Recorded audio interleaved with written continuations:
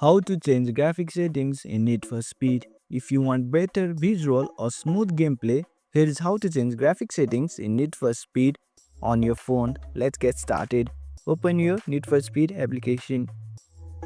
From the home screen, you have to tap onto the gear icon from the top right corner. Now scroll and look for the graphic and advanced settings. That's where the magic happens. As you can see in the screen that I have not that option available yet. For you guys it might be. So look through it and tap on it. Select the option of low, medium or high quality. Pick low for smooth performance or high for better visuals.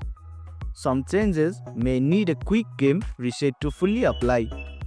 And that's how you change graphic settings in Need for Speed. Thanks for watching. If you found this helpful, give it a thumbs up and consider subscribing for more tutorials. Drop a comment if you have question or suggestion for future videos. And don't forget to check out our playlist. See you in the next one.